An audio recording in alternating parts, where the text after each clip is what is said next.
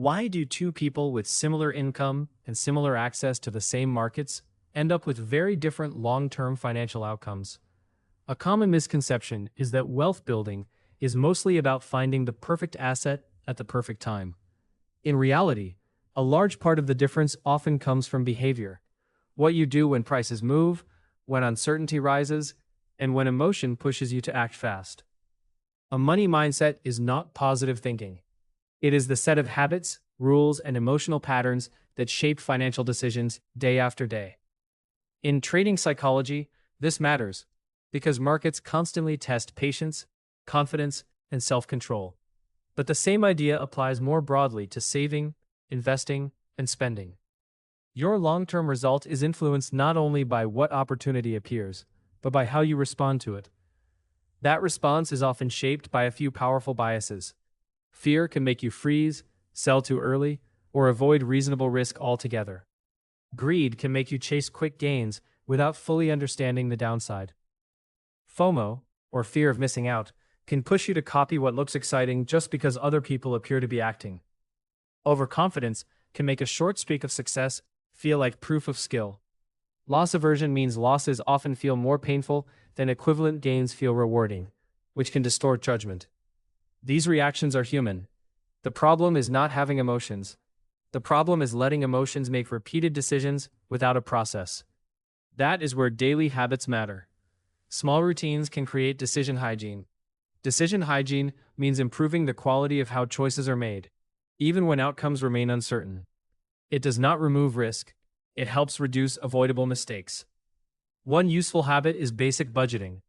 Budgeting is not only about restriction, it is a way to give each dollar a role before emotion gives it a different one. If you know what is reserved for bills, emergency savings, long-term investing, and optional spending, you are less likely to treat all money as available for impulse decisions. Under stress, clear categories can act like guardrails. Another habit is journaling decisions. A money journal is a written record of what you did, why you did it, what you expected, and what risk you accepted. This can be used for trades, investments, or even larger spending choices.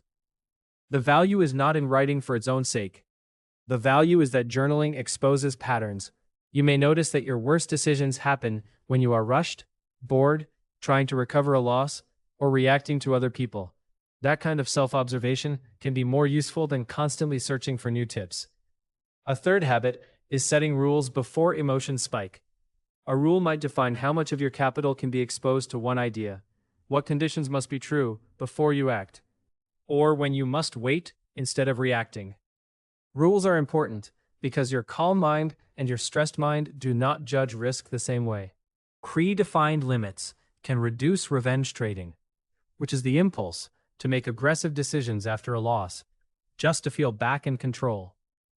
A fourth habit is the pause. Before moving money, buying an asset, or changing a plan, stop and ask a short set of questions. What is the reason for this action? Am I responding to evidence or to discomfort? What is the downside if I am wrong? Would I make the same choice if no one else were talking about it? A pause creates space between feeling and action.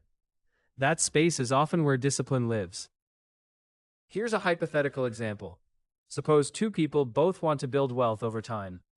Hypothetically, person A checks prices constantly, changes plans based on mood, and increases risk after a win because confidence feels high. After a loss, they become hesitant, then suddenly take another impulsive action to make up for it. Person B uses a simple budget, writes down major decisions, follows position and spending limits, and waits before acting on excitement or fear.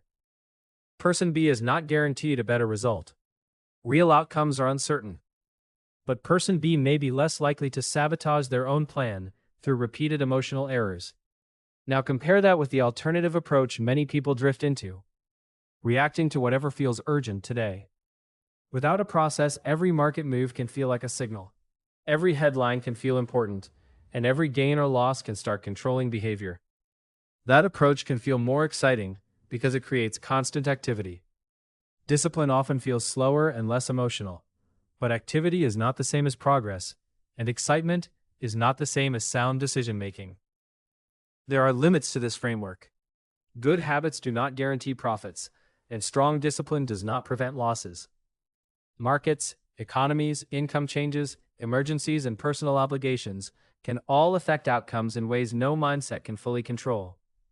What counts as a suitable budget, risk level, or financial routine also depends on personal circumstances and may vary by jurisdiction, timing, and goals.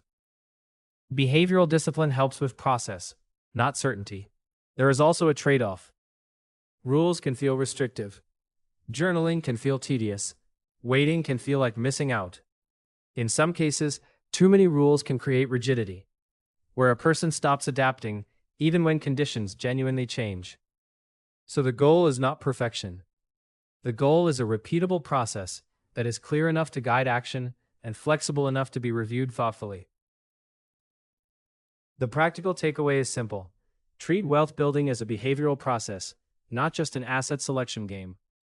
Build a few daily habits that reduce impulsive choices. Give your money categories.